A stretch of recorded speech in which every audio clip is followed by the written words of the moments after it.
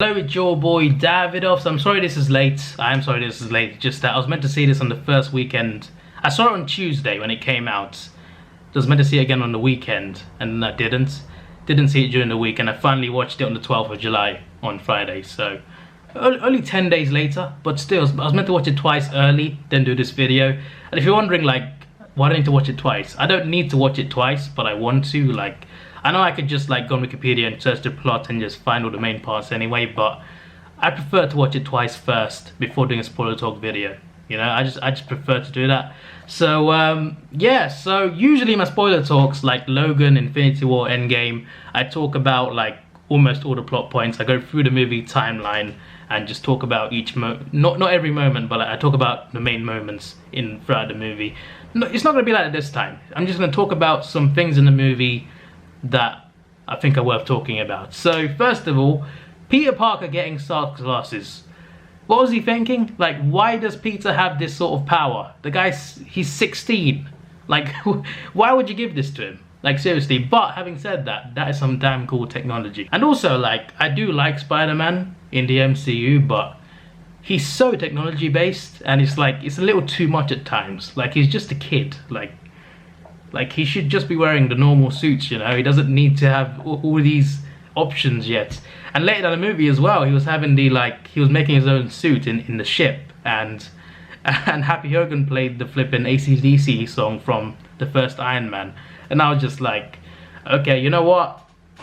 That was clever. That was clever. That was cool, because Pete was acting so smart, and when he was trying to design his suit, and Happy's looking at him like, he's like Peter. He's like Peter. Sorry, he's like Tony, because of the way he was so into like designing everything. Like he was very Tony like. I think that's what Happy realized, and I think that was a nice scene, and the music played as well. And I was just like, you really wanted to be the next Iron Man, don't you? In this movie, like it was awesome, like seeing that, because it was like watching a young Tony Stark doing his work, creating his own suit, etc. Except it was Peter. I thought that was pretty cool.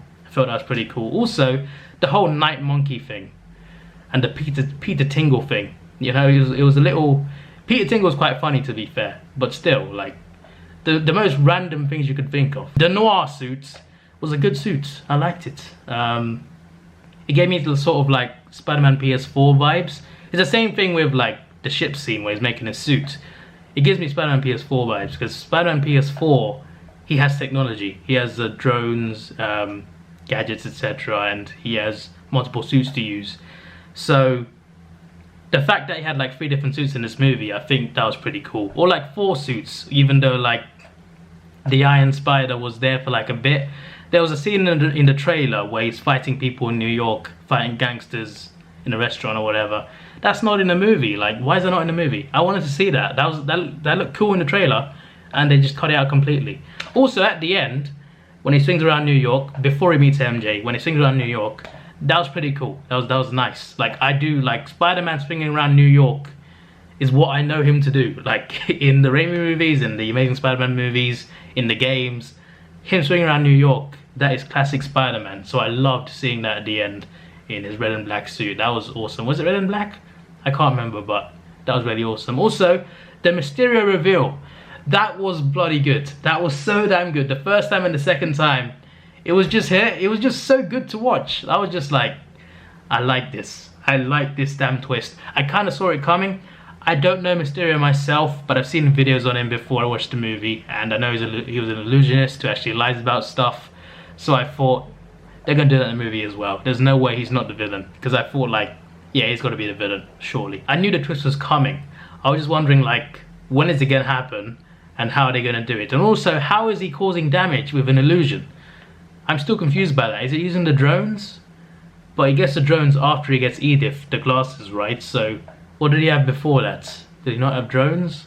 How did he create the things before that? I have no idea. I don't know how it works. I'm sure it's explainable, but still, like, it's trippy. Like, how do you cause damage with those without the drones? I don't know, whatever, but it's still such a cool thing, like how he can create those projections just of these so advanced devices. And I also like the Civil War tie-in as well. In Civil War, the scene where Tony's showing off this technology, that was Mysterio's technology that he was showing off. Mysterio's idea.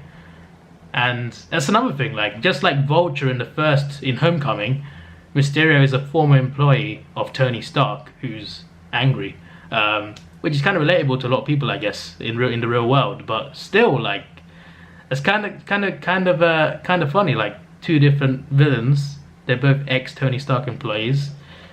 I feel like maybe the Sinister Six, when they set it up, I'm sure they will set it up, and when they do, I reckon all 6 of them will be former Tony employees. Just watch. Mysterio be somehow what?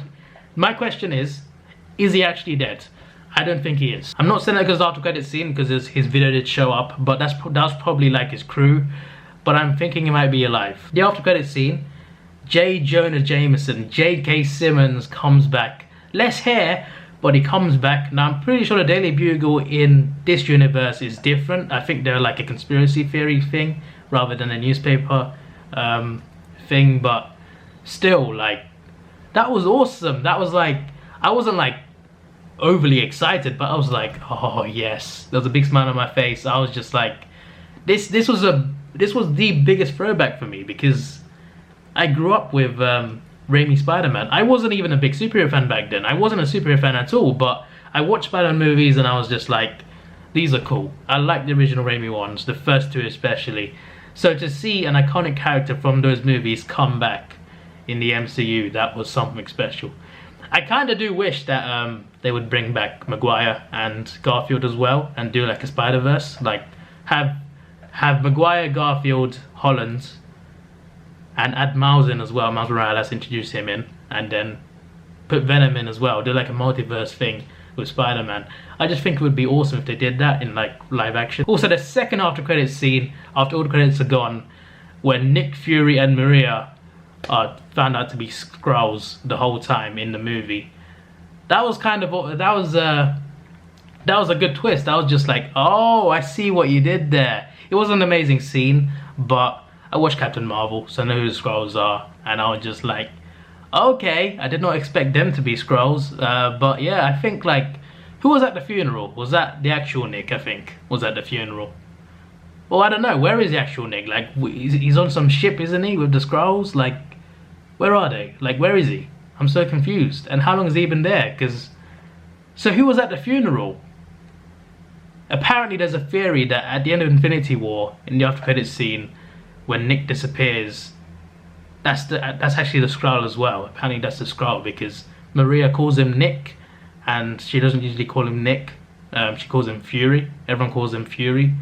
So apparently when she calls him Nick, they're Skrulls. So if that's true, and it was the Skrulls at the end of Infinity War, then, and the Skrulls were in Spider-Man Far From Home, was the Skrull the one at the funeral? I don't know. Maybe Nick Fury's been a Skrull this whole time. Maybe he put the Avengers together. Flipping Talos the Skrull put the Avengers together. You heard it here first. No, probably not, to be honest. But if you ever notice, like, character differences in Nick Fury, if he seems different or weird, he's a Skrull. It's not actually him. So that's a good, like, explanation, to be fair. This person's out of character. He's a Skrull. There we go. Problem solved. The Edith glasses when when Peter gives it to Mysterio, and then Mysterio reveals himself, which is really good. Good music playing as well. I like how the guy who was being shouted at by Obadiah in the first Iron Man was working for Mysterio as well. That was a really cool callback. Like, is it the same? I assume it's the same actor, because it was the same face. I was just like, oh, that is awesome. He was in the movie 11 years ago and you brought him back. I love the callbacks to Iron Man. Also, I forgot to mention, actually, the best parts of the movie, the damn illusion scenes. The illusion scenes were crazy. Like, they were so trippy and they were amazing. I just enjoyed watching every second of those scenes. Like, the first one was the best one. The first illusion scene, I think in the middle of the movie or something. And when Iron Man crawls out of the tombstone of the grave in this whole nightmare sequence, a reference to Marvel Zombies as well, like, that was creepy. That was creepy, especially when, what did he say again? If you were good enough, maybe Tony will still be alive. That quote, that cut deep. That was just like, oh, he went there with Tony's tombstone right there. And the next thing you know, the nightmare sequence where flipping the Iron Man, the undead Iron Man armor comes out. That was so scary. Like, that was a crazy scene. Honestly, one of the best fight scenes in the MCU. Like, genuinely, it was different to everything else. It was something new and fresh, and it worked so damn well. And it was trippy. It was crazy. It was crazy, that illusion scene. So that was just like probably the best scene of the movie for me. That was just amazing. And then the second illusion scene at the end, the final battle, was really cool as well in the corridor. That was pretty cool. Not as good as the last one, but still pretty cool. Also, when he wore Netherlands football shirts, that was quite interesting as well. That was quite funny to me because obviously I watch football. And the thing is, this movie takes place in 2023, right? So what tournament is in 2023? I just thought it was quite funny how there was a bunch of Dutch football fans locked up in the jail. Then there's other stuff like MJ finding out about pizza and eventually the whole world finding out in the after credits scene. That was just crazy. Like, what are they gonna do? Like, someone suggested like a John Wick style movie. In John Wick 3, John Wick is fighting against everyone who wants to kill him. So just like that, in Spider-Man 3, you could have everyone trying to kill Spider-Man. It would be quite, not everyone, but all criminals. That would be kind of a crazy thought. I don't know what they'll do though, because everyone knows who he is now. So what happens? Like, where does this go? There's other stuff to talk about as well, but you know, I'm just talking about the main bits, and the rest of it, like the stuff with his school, with his class, was a little bit cringe at times. There's other stuff that was like all right, but you know, it was a good movie. Just wasn't great, but I talked about the best part basically. This is your boy Davidoff. Please like, share, subscribe. Thanks for watching. Have a good day, and see ya.